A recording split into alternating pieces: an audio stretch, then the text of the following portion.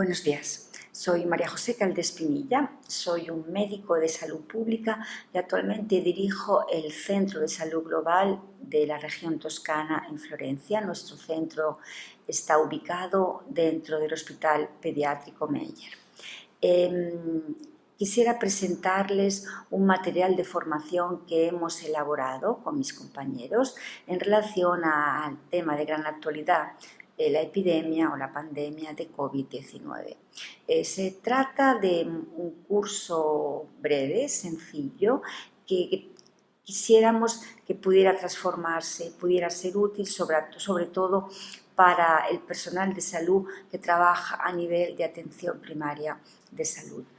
La gente que trabaja, el personal que trabaja en los centros de salud, el personal comunitario, al que a veces es difícil llegar con momentos de formación. Lo que hemos intentado ha sido traducir lo que son mecanismos complejos y lo que son definiciones tal vez difíciles de transmitir, hemos intentado traducirlo en un lenguaje sencillo, en un lenguaje asequible, en un lenguaje que llegara a todos. El curso está constituido por 3 módulos. Sucesivamente a esta breve presentación seré yo a contároslo y quisiera aprovechar para agradecer a mis colaboradores que han trabajado conmigo, sobre todo la Universidad de Florencia y la Unión de Cónsules Honorarios de Italia, con la cual trabajamos. Yo espero realmente que el material que hemos preparado pueda ser útil y sobre todo deseo que si trabajamos todos juntos conseguiremos poco a poco, o rápidamente espero, vencer esta fase tan difícil que estamos viviendo todos. Gracias. Buenos días, soy el profesor Guido Bastianelli, quirurgicano, otolaringólogo y también el cónsul de la República de Yemen en Florencia.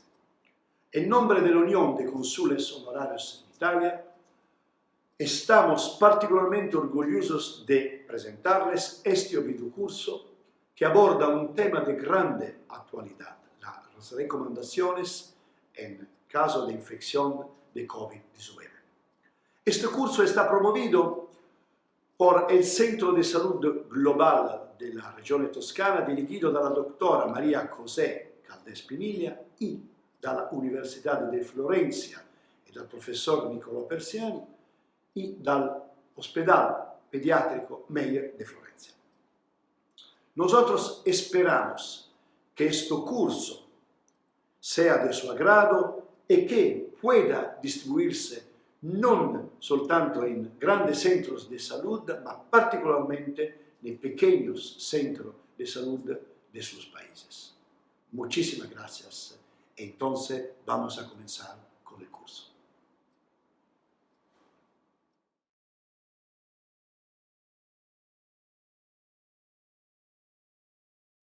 Buenos días y bienvenidos a nuestro curso.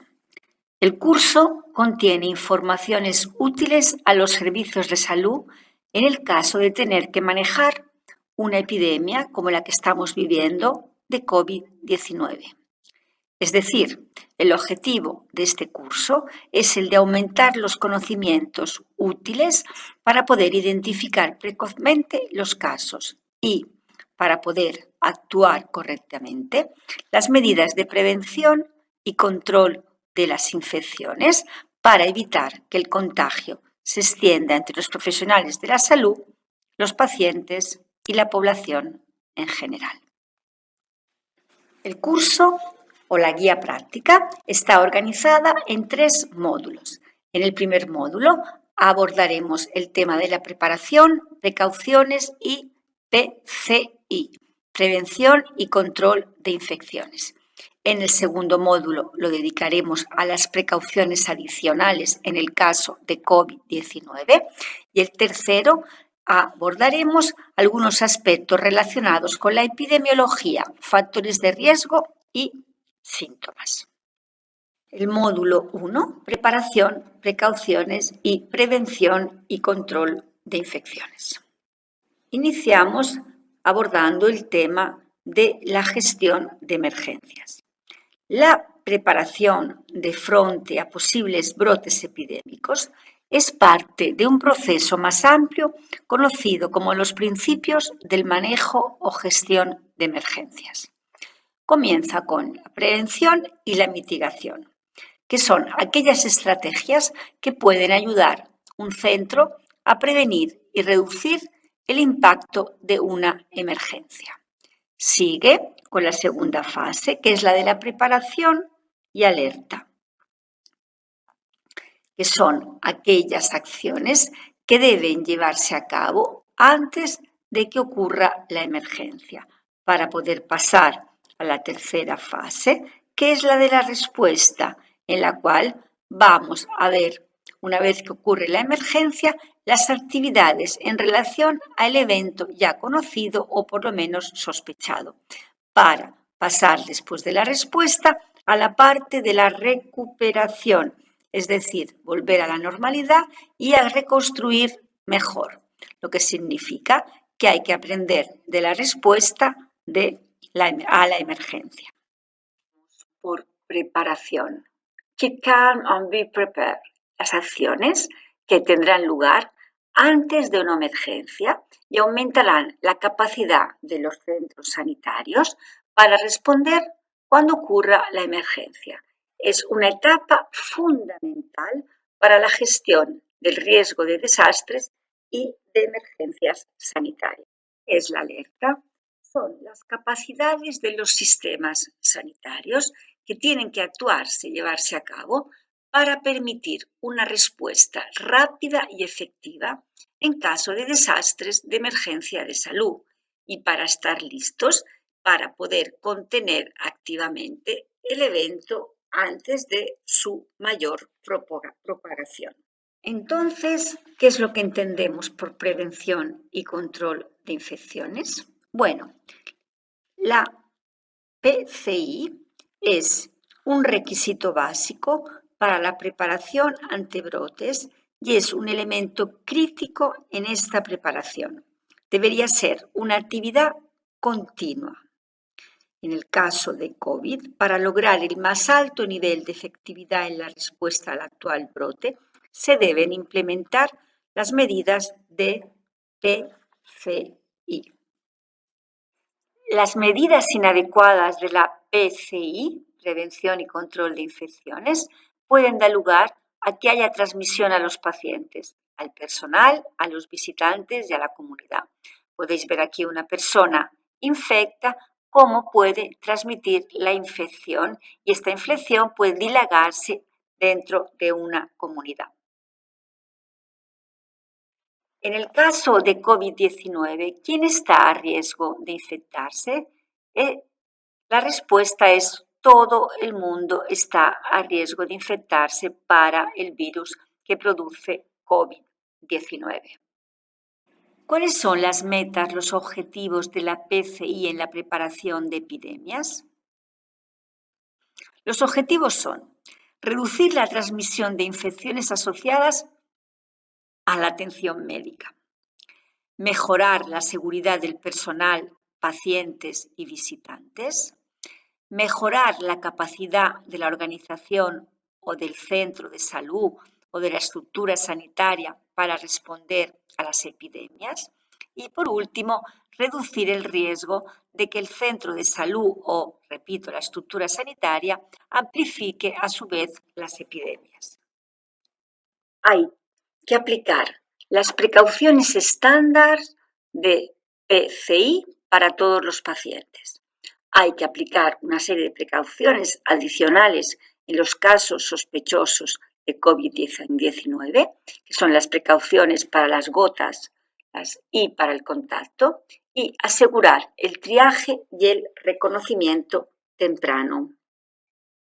Por ello, los principios generales de la prevención y control de infecciones se pueden dividir en las precauciones estándar que tenemos que utilizar para todos los pacientes y las precauciones adicionales que están relacionadas y dirigidas a pacientes seleccionados dependiendo de un diagnóstico presuntivo de COVID-19. Las precauciones estándar incluyen todas las precauciones que se deben utilizar en todos los pacientes en todo momento y no solo en época de epidemias. Y las podemos diferenciar en estas 6. La primera es la higiene de las manos, la segunda, la higiene respiratoria, la tercera, la práctica de inyecciones seguras, la cuarta, la descontaminación, dividida entre limpieza, desinfección y esterilización, la quinta, el manejo y limpieza seguros de la ropa sucia, y la sexta, la gestión de residuos. Un momento a entender lo que es la cadena de transmisión. Una infección ocurre cuando un microorganismo, que es el agente infeccioso, que puede ser un bacterio o un virus o otros, ingresa en el cuerpo y aumenta su número dañando los tejidos del cuerpo, es decir, se reproduce dentro de nuestro cuerpo.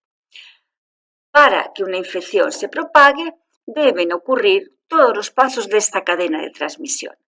La clave es para detener la propagación de la infección es romper al menos un eslabón de la cadena. Si vemos la cadena, tenemos un agente infeccioso, en este caso puede ser el virus, que a través de un reservorio entra en este reservorio, que puede ser también la persona o puede ser un animal, puede ser un mosquito, hay distintos reservorios, se reproduce, luego sale con una serie de distintas medidas de transmisión, entra de nuevo en el huésped susceptible y crea la infección. De nuevo sale el agente infeccioso. Es una especie de cadena que para cortar la propagación hay que interrumpir uno de estos eslabones.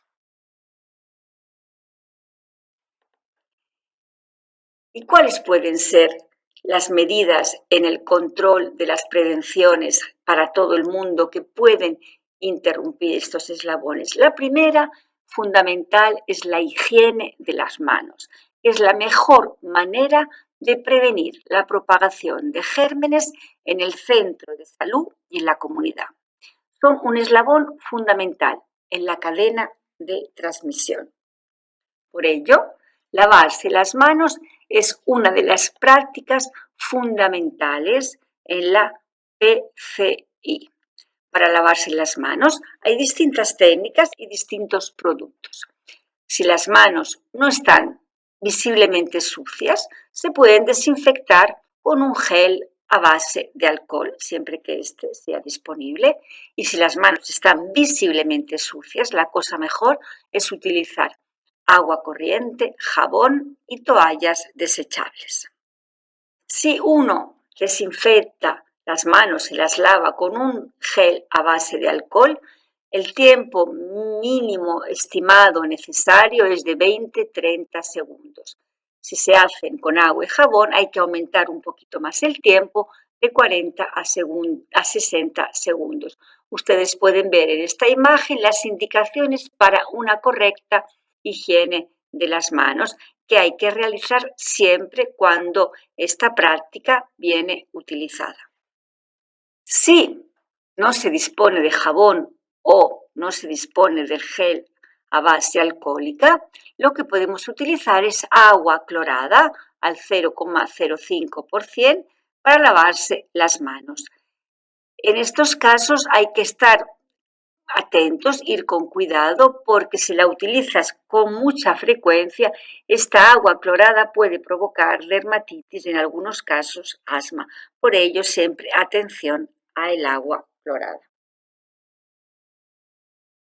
La OMS promueve los 5 momentos de la higiene de las manos.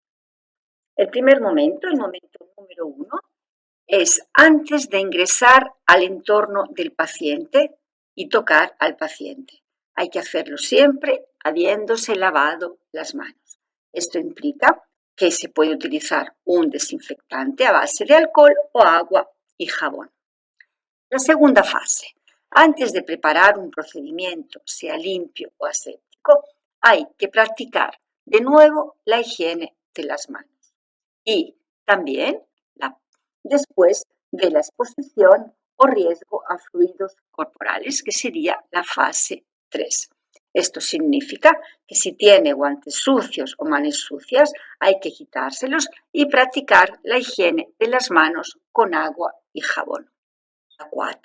La parte 4 es después de tocar a un paciente, hay que realizar también la higiene de las manos. Y el punto 5 es después de abandonar el entorno del paciente, debe volver a realizarse la higiene de las manos. Es decir, que después de quitarse los dispositivos de protección individual, hay de nuevo que lavarse las manos. Tenemos así las 5 fases de la OMS.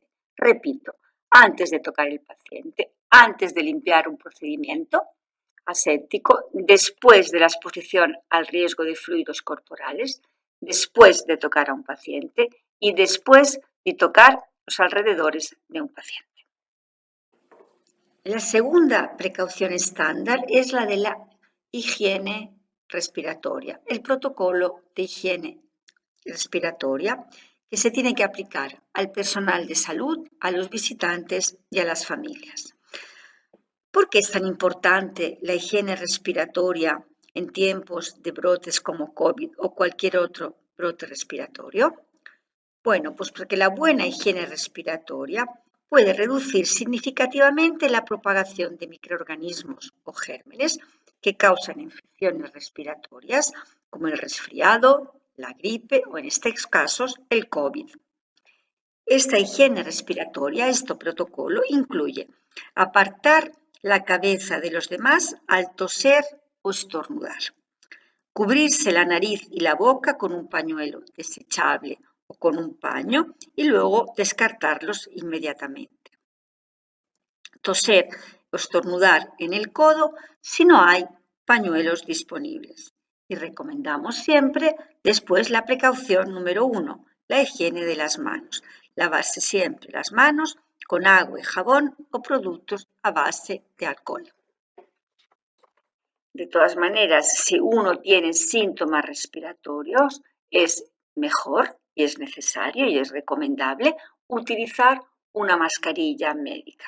O si por casualidad usted tiene síntomas o alguien está enfermo, manténgase alejado de los demás o manténgalo alejado de los demás y evitamos los besos, estrechar las manos y los abrazos al momento de saludar. La tercera precaución estándar es la que aborda el tema de las inyecciones seguras, es decir, los pasos que hay que utilizar siempre para realizarlas, que son 7. Tener un espacio de trabajo limpio donde preparar la inyección, lavarse las manos, utilizar una jeringa de seguridad estéril, un vial estéril para el medicamento y el diluyente, limpiar siempre con una solución aséptica la piel de la persona a la cual vamos a inyectar, sucesivamente recoger apropiadamente los objetos punzocortantes y manejar apropiadamente los residuos que hemos utilizado para la inyección segura. Algunos principios de la limpieza. La limpieza es la eliminación física de material extraño y de material orgánico. Lo que hacemos es eliminarlo físicamente, no matamos microorganismos. Se logra con detergentes, con agua y con acción mecánica. Los equipos básicos de limpieza se aplican a todas las áreas del paciente. Por lo tanto, hay que asegurarse siempre de limpiar el equipo de atención del paciente entre cada uso. Y si es posible, dedicar suministros de limpieza a áreas de mayor riesgo, como salas de parto, quirófanos, zonas de aislamiento y otros. Los artículos de limpieza para aislamiento deben mantenerse y usarse solo en salas de aislamiento. Cuando limpie, hay que realizarlo moviéndose siempre desde las áreas menos sucias a las más sucias, desde las zonas más altas a las más bajas, desde afuera hacia adentro. Se aconseja siempre de utilizar agua limpia y no se recomienda rociar con desinfectantes. Es importante que el personal de la limpieza utilice sus dispositivos de protección individual apropiados cuando limpian una habitación y sobre todo cuando limpian una zona de aislamiento. Actualmente, la OMS recomienda usar 2 sustancias: el alcohol etílico al 70% para desinfectar áreas pequeñas entre cada uso como equipos dedicados reutilizables, por ejemplo, termómetros, o hipoclorito de sodio al 0,5% para desinfectar las superficies. Esta recomendación o precaución estándar, que es la del manejo seguro de la ropa sucia. Aconsejamos siempre de utilizar un dispositivo de protección individual según el nivel de riesgo al manipular ropa usada o sucia. Hay que manipular la ropa usada o sucia con una mínima agitación para evitar la contaminación. Coloque siempre la ropa sucia en bolsas en el punto de atención. Si la ropa estuviera muy sucia, retirar el material sólido orgánico con una mano enguantada y desecharlo en el inodoro. Colocar siempre la ropa sucia en un recipiente a prueba de fugas claramente etiquetado en el área de atención al paciente antes del transporte. Por el contrario, la ropa limpia hay que almacenarla con una clara palabra en la que se sepa lo que estamos almacenando, y hay que tenerla en una habitación cerrada o en un armario o en un contenedor lejos del acceso al público. En el caso en el que hubiera que lavar directamente la ropa de cama del centro, lo que aconsejamos es que venga realizado con una tina grande, utilizando un palo para remover bien la ropa y evitando las salpicaduras. Sucesivamente al agua y el jabón caliente, aconsejamos de remojar la ropa de cama en agua con cloro al 0,05% durante 30 minutos y sucesivamente enjuagar la ropa con agua limpia y dejarla secar completamente a la luz del sol. Precaución estándar número 6, que se trata de la gestión de residuos, que debe seguir todo un proceso que va de la minimización a la segregación del material, a la recogida del material, al transporte hacia un lugar de almacenamiento para que los residuos sean tratados y sucesivamente sean eliminados. Con esta última diapositiva hemos finalizado el módulo 1, dedicado a la preparación y a las precauciones estándar en el caso de prevención y control de infecciones. Sucesivamente pasaremos al módulo número 2, que abordará las precauciones adicionales. Gracias.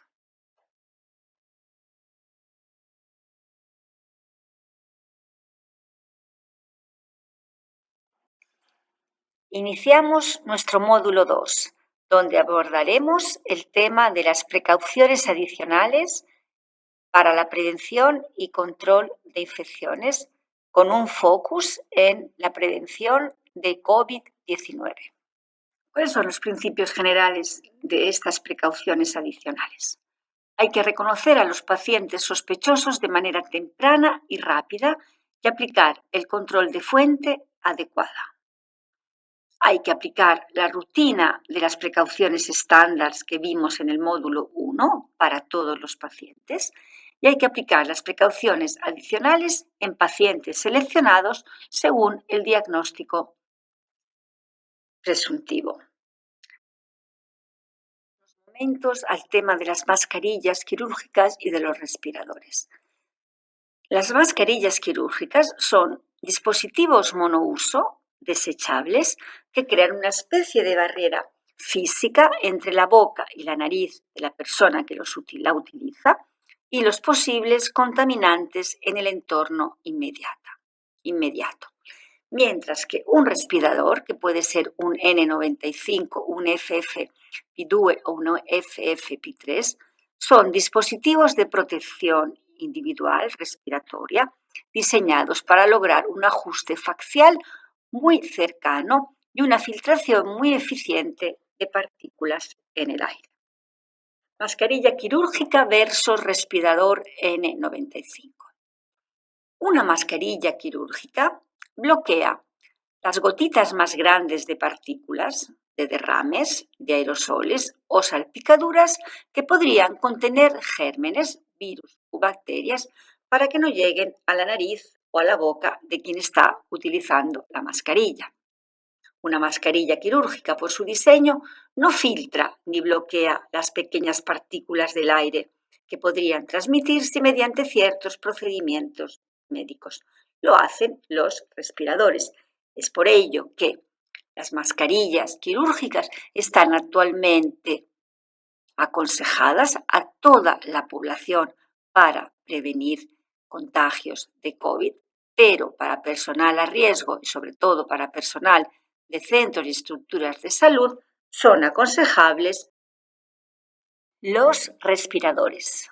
Los respiradores son máscaras ajustadas diseñadas para crear un sello facial.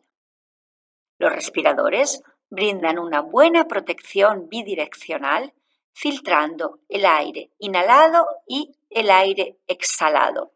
Estos respiradores, cuando se usan correctamente, protegen al usuario hasta la clasificación de seguridad de la mascarilla. Hay distintos tipos de respiradores.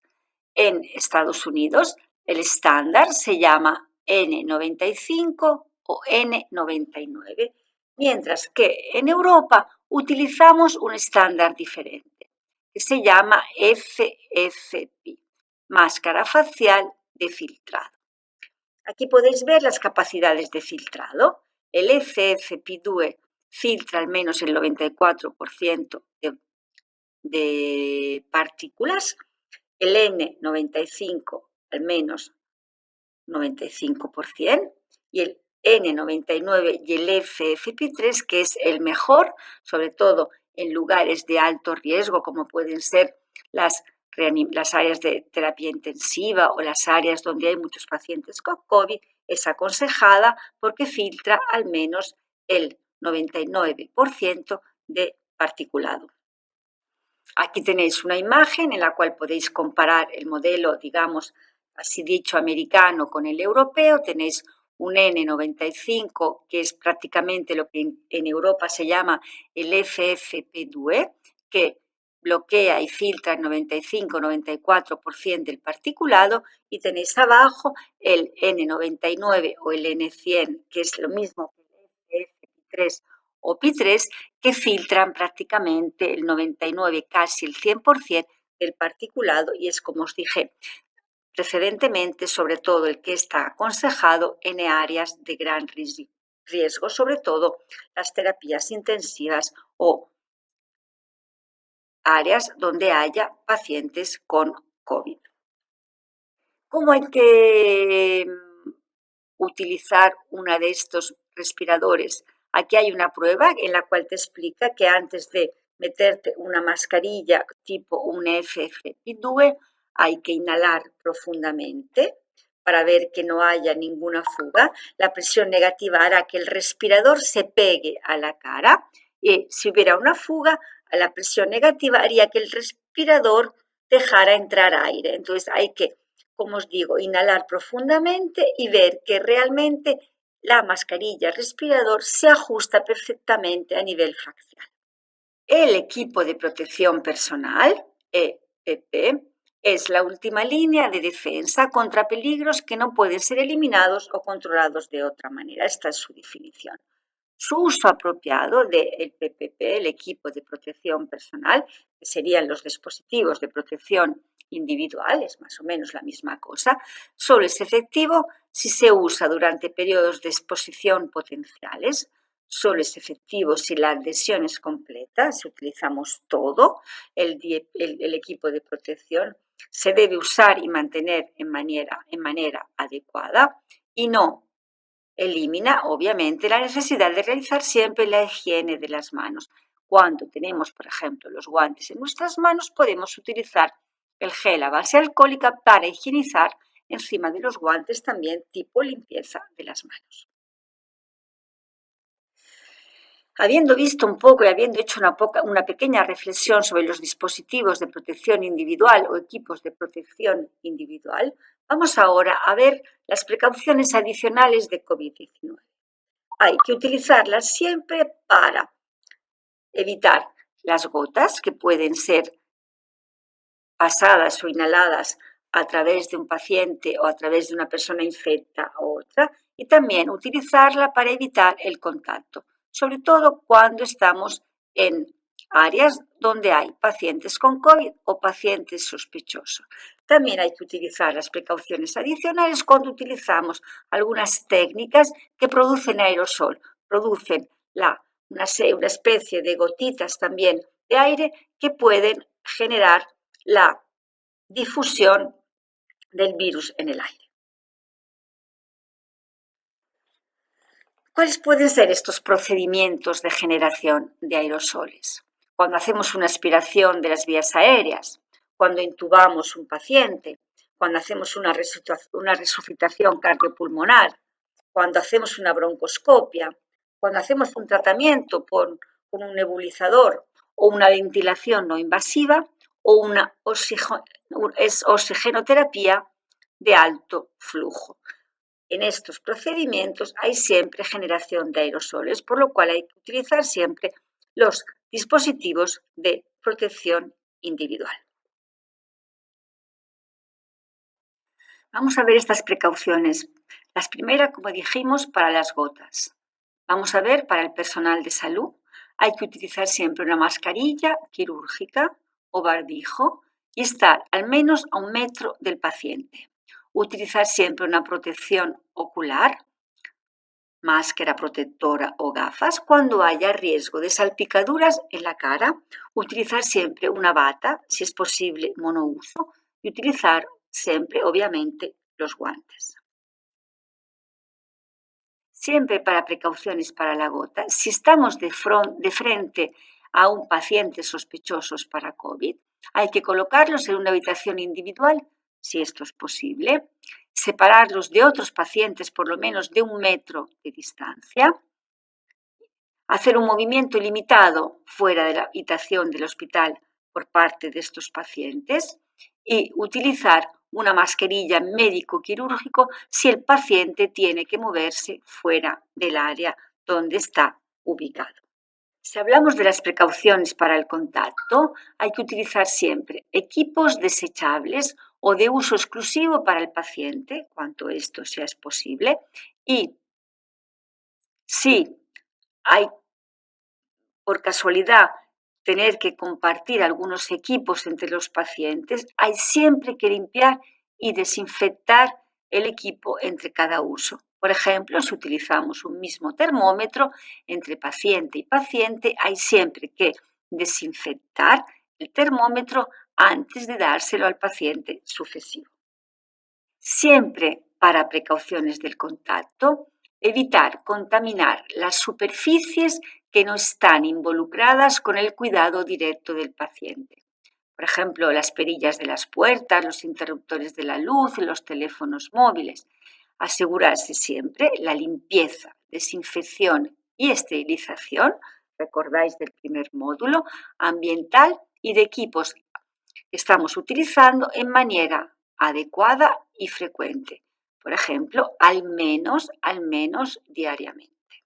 Estamos haciendo técnicas que pueden producir aerosol, como vimos precedentemente. Las precauciones para aerosoles son un poco distintas. El personal de salud tendrá que utilizar en este caso un respirador, un N95, un FFP2, durante los procedimientos que generan aerosol. Tendrá que utilizar siempre una protección ocular, máscara protectora o gafas cuando haya riesgo de salpicaduras en la cara, utilizar siempre, como dijimos antes, la bata posiblemente desechable y obviamente los guantes. Vamos a ver un poco cómo resumimos las recomendaciones de estos dispositivos de protección individual. Una mascarilla quirúrgica siempre en los puntos de entrada y de triaje de nuestros centros sanitarios. Todo el personal de salud tiene que estar con su máscara quirúrgica.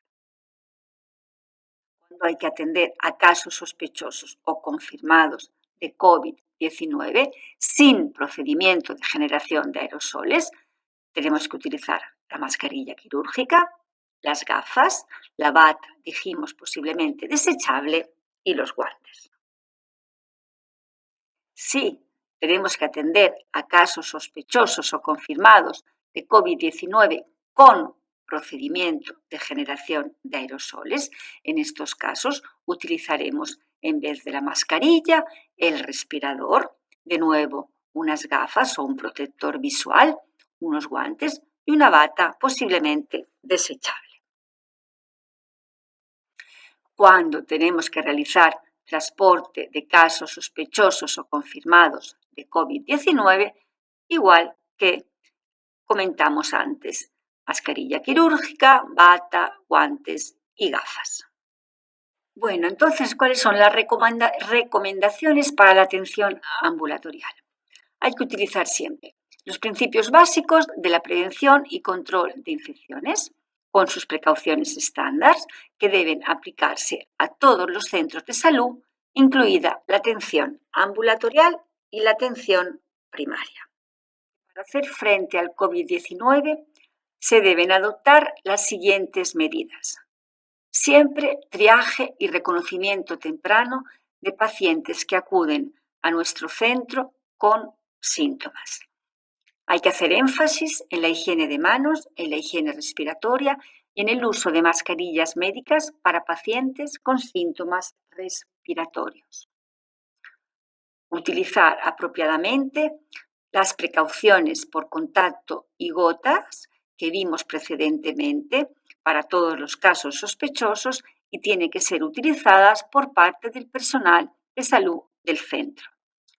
Priorizar la atención de pacientes sintomáticos y cuando los pacientes sintomáticos tuvieran que esperar, asegurarse de que tengan un área de espera separada.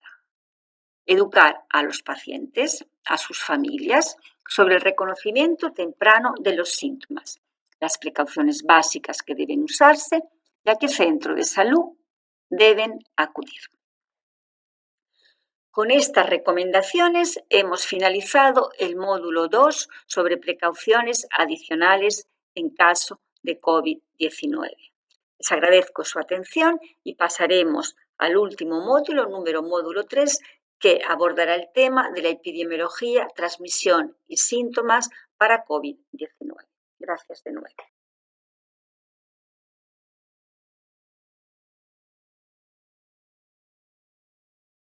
Iniciamos nuestro último módulo donde abordaremos el tema de la epidemiología, transmisión y síntomas de SARS-CoV-2 y COVID-19. Los coronavirus. Existen diferentes tipos de coronavirus que causan síntomas respiratorios y a veces gastrointestinales. La infección respiratoria producida por un coronavirus puede ir desde un resfriado común hasta la neumonía. Y en la mayoría de las personas los síntomas tienden a ser leves. Sin embargo, algunos coronavirus causan enfermedades graves, como fue el caso de la epidemia de SARS-CoV en el 2003 en China o la epidemia de MERS-CoV en el 2012 en Arabia Saudita. ¿Cómo son estos coronavirus y por qué se llaman coronavirus? Porque como podéis ver de la imagen, la forma del virus es como un círculo, una corona, que es su envoltura.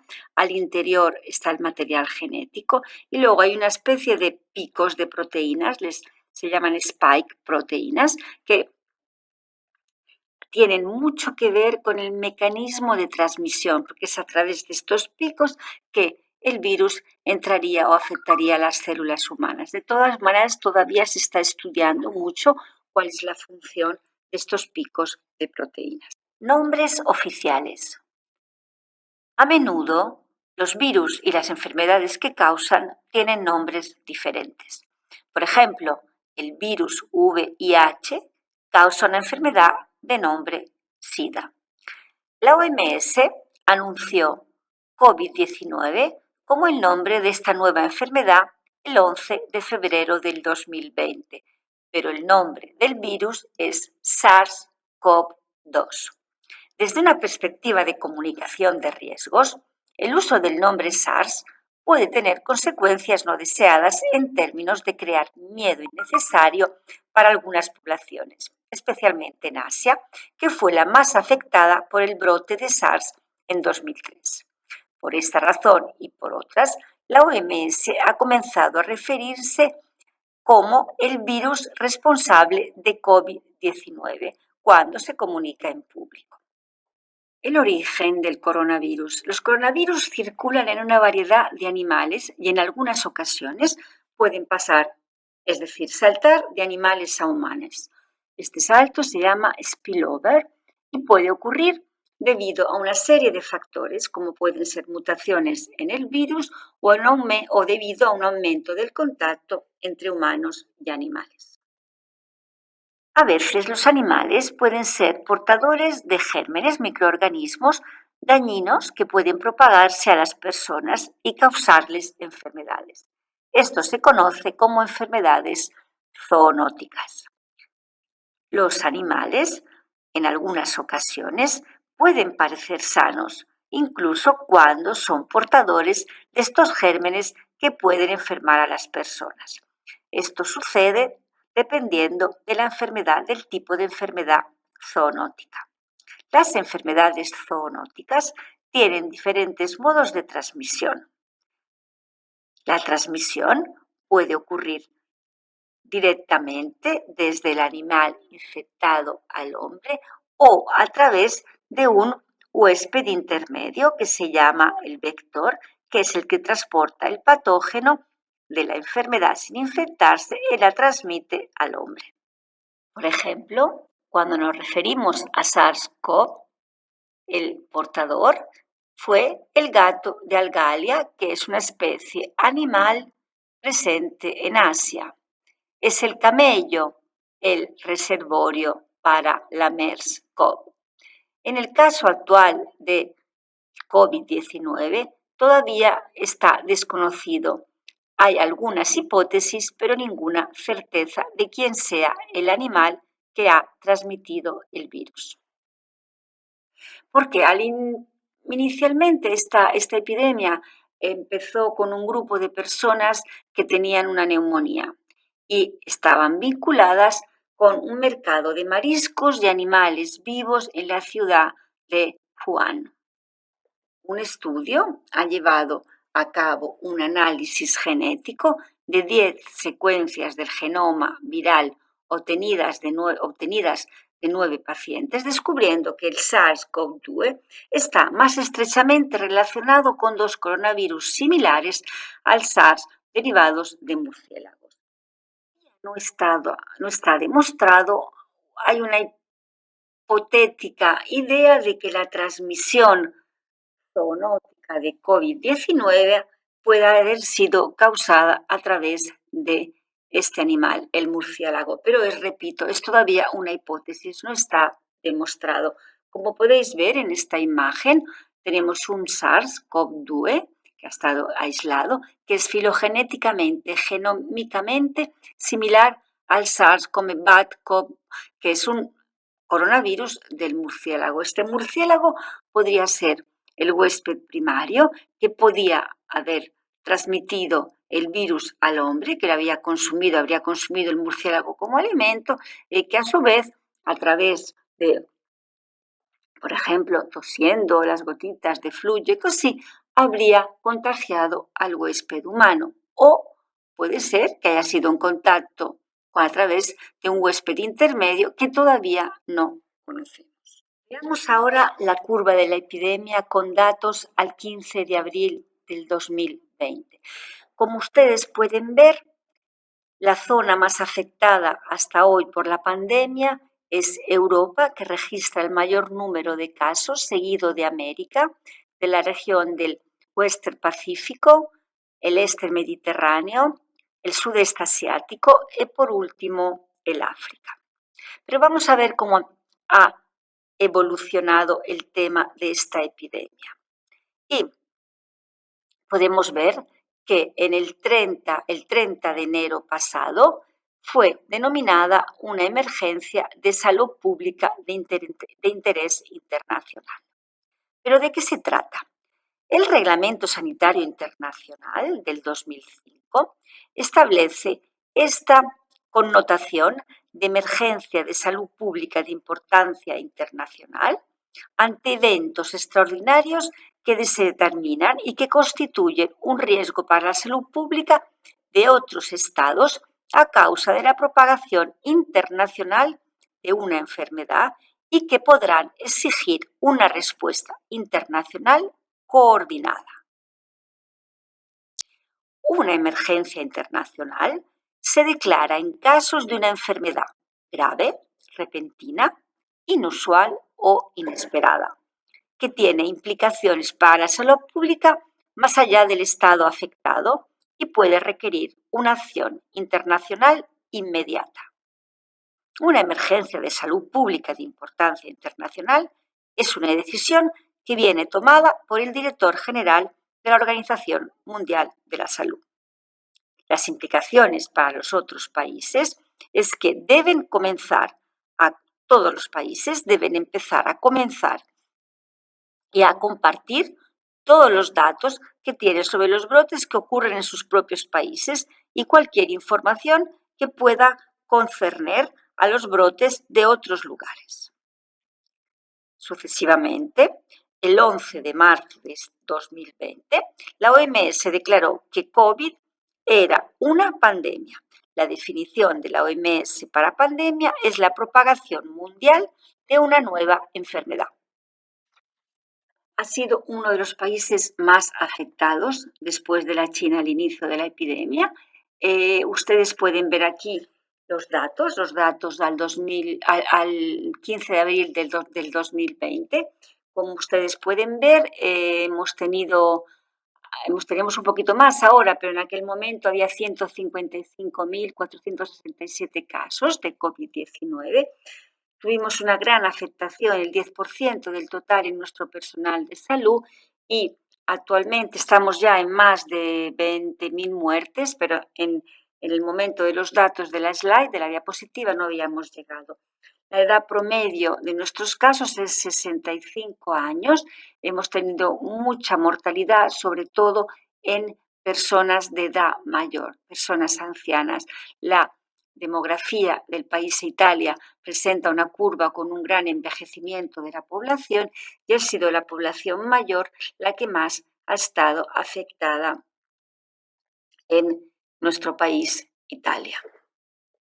En esta diapositiva les demuestro siempre para nuestro país el número de muertes por grupo de edad. Como pueden ver, la edad promedio de los pacientes que murieron por COVID-19 fue de 79 años y ha afectado más a hombres que a mujeres, por el total de muertos que ustedes pueden ver.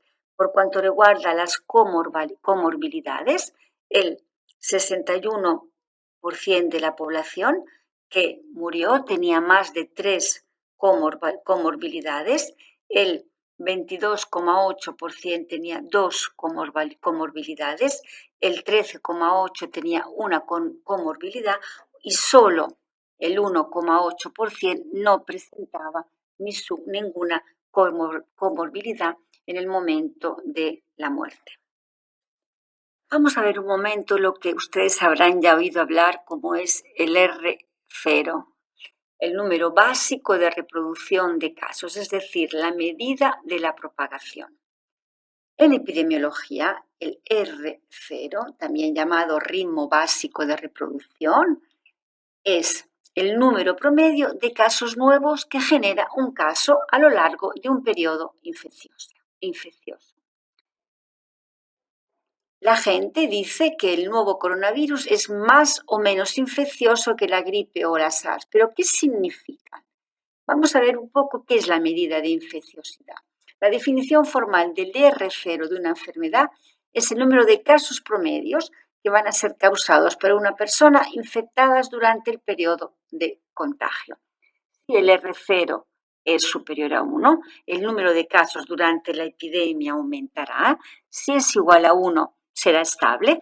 Y si es inferior a 1, estamos controlando bien la epidemia y el número de casos empezará a disminuir. Por ejemplo, un R0 igual a 2, es decir, cada caso da lugar a 2 casos nuevos. Si el R0 es igual a 3, cada caso da lugar a 3 casos nuevos. Una persona infecta 3, estos 3 infectan cada uno a 3, que son 3, 6, 9, empiecen a multiplicar y verán cómo mayor es el R0, mayor es la propagación de la infección a través de la población. Entonces, ¿cómo podemos comparar el R0 de COVID con otras enfermedades? Por ejemplo, el R0 para sarampión es muy alto, es de 15, para viruela es de 10, para la SARS la primera es de 3, para ébola es de 2, para la gripe normal del invierno, por lo menos en nuestra zona continental, en Europa, es de 1,5 a 3. El R0 para COVID-19 se estima entre 2 y 4,5. Si hablamos de la difusión, este R0 no es siempre fijo, como hemos visto, se espera que a medida que la epidemia avanza disminuisca. ¿Y de qué depende? Depende de la duración de la infecciosidad, del periodo infectivo. ¿Cuánto tiempo una persona está infecciosa, es capaz de transmitir el virus y de la probabilidad de transmisión de la infección durante el contacto entre un individuo susceptible y un individuo infectado? Es decir, la tasa de promedio de contacto entre individuos susceptibles e individuos infectados. La tasa promedio de contactos depende de la población y varía entre las distintas poblaciones, pero lo que está claro es que la reducción del contacto es el objetivo clave para las intervenciones. Las intervenciones serán exitosas si conseguiremos reducir el contacto entre individuos susceptibles e individuos infectados y de esta manera reduciremos el R0, el índice de reproducibilidad. Lo que es la cuarentena, el aislamiento y el distanciamiento social. La cuarentena separa y restringe el movimiento de las personas que estuvieron expuestas a una enfermedad contagiosa para ver si se enferman, lo que reduce el riesgo que infecten a otros, mientras que el aislamiento separa a las personas que tienen ya la enfermedad contagiosa de aquellas que no están enfermas. Es decir, la cuarentena es para los expuestos, el aislamiento es para los enfermos. Mientras que el distanciamiento social aumenta deliberadamente el espacio físico entre las personas para evitar la propagación de enfermedades. Las medidas de distanciamiento social son distintas. Por ejemplo, mantener al menos 1 metro, 3 pies de distancia entre estas personas, fomentar el trabajo desde casa. Actualmente, por ejemplo, en Italia se ha fomentado mucho el teletrabajo, el smart working, el trabajar a través del ordenador, el cerrar escuelas o cambiar algunas clases, el no ir a visitar a otras personas o a otros familiares, el cancelar conferencias y reuniones. La curva epidémica. En epidemiología, la idea de reducir la propagación de un virus para que menos personas necesiten buscar tratamiento en un momento dado, se conoce como el aplanamiento de la curva. Esto explica por qué tantos países están implementando pautas de distanciamiento social. La curva se refiere al número proyectado de personas que contraerán COVID-19 durante un periodo determinado de tiempo. La curva toma diferentes formas dependiendo de la tasa de infección del virus. Podría ser una curva empinada, en la cual el virus se propaga exponencialmente, es decir, los recuentos de casos se duplican a un ritmo constante y el número total de casos aumenta y llega a su máximo en pocas semanas. Las curvas de infección con un aumento pronunciado también tienen una disminución pronunciada. Después de que el virus ha infectado casi todos los que pueden infectarse, los números de casos comienzan a disminuir exponencialmente. Cuanto más rápido aumenta la curva de la infección, más rápido se sobrecarga el sistema de salud local, casi siempre más allá de su capacidad para tratar a todas las personas. Por eso, por otro lado, una curva más plana supone que el mismo número de personas se infectará, pero durante un periodo de tiempo más largo. Una tasa de infección más lenta significa un sistema de atención médica y sanitaria menos estresado. Ahí ven ustedes en la diapositiva lo que habría sucedido o lo que sucedería con COVID sin distanciamiento social y lo que está sucediendo con distanciamiento social. ¿Qué es lo que se entiende por periodo de incubación? Veis aquí en la diapositiva que hay un periodo de incubación, un periodo sintomático y un periodo de recuperación. El periodo de incubación es el tiempo comprendido entre la adquisición de la infección, es decir, cuando te infectas, y la aparición de síntomas.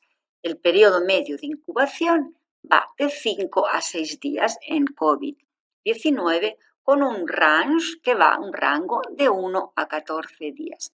Sucesivamente síntomas, después se supera y está el periodo de recuperación. Incubación y la transmisión. Algunos estudios en Alemania y en China han demostrado que las personas cuyo único contacto con COVID-19 fue con pacientes durante el periodo de incubación pueden contraer la enfermedad. Así que la transmisión, parece ser, puede ocurrir también durante el periodo de incubación, es decir, una persona sin síntomas puede transmitir el virus para COVID-19. Síntomas y transmisión. La infección asintomática, en el momento de la confirmación del laboratorio, se ha informado desde muchos entornos. Una gran proporción de estos casos desarrollaron algunos síntomas en una etapa posterior a la infección.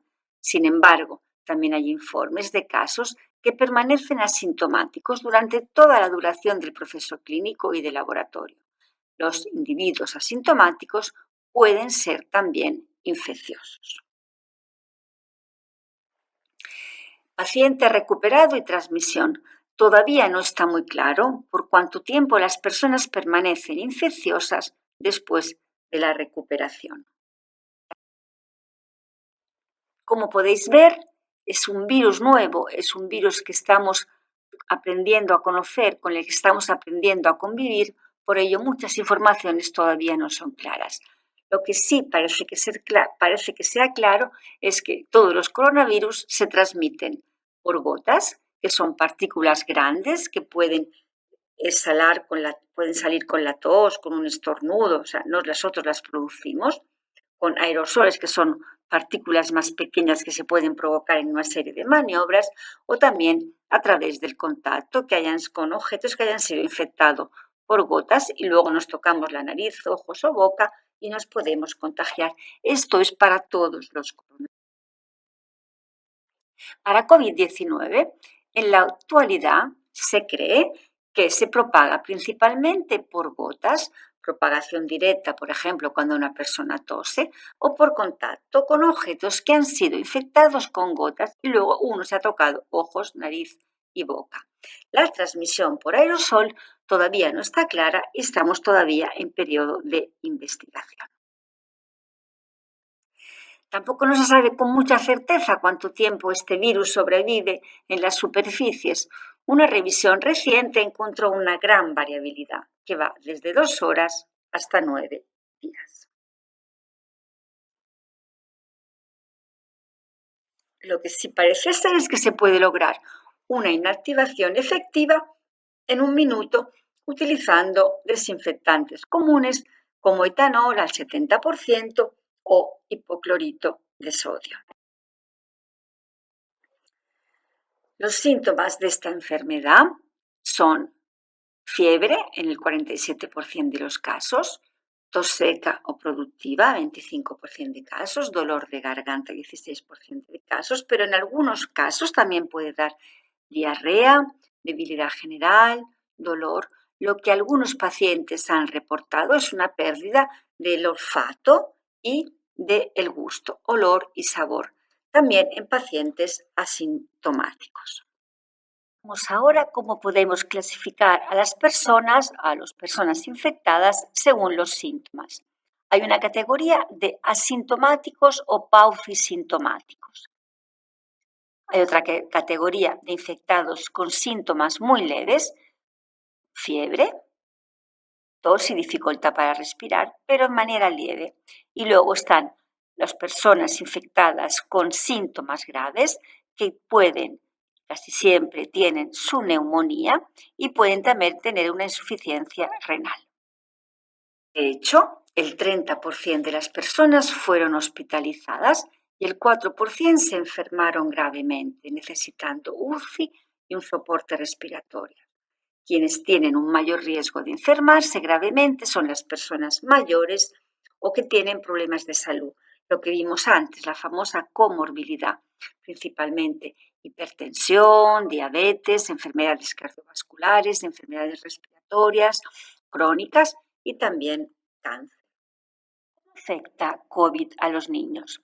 Al día de hoy se reportaron muy pocos casos en niños.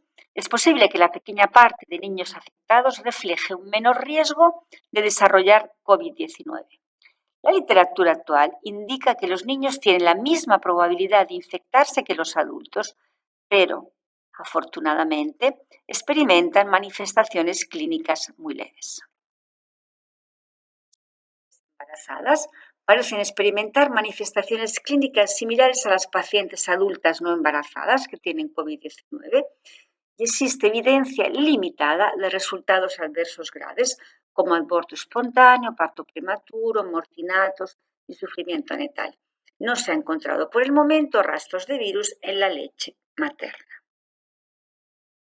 El diagnóstico de COVID-19 se hace principalmente con una prueba llamada PCR en inglés, que es una reacción en cadena de la polimerasa, que es una prueba que identifica el virus en función a su huella genética.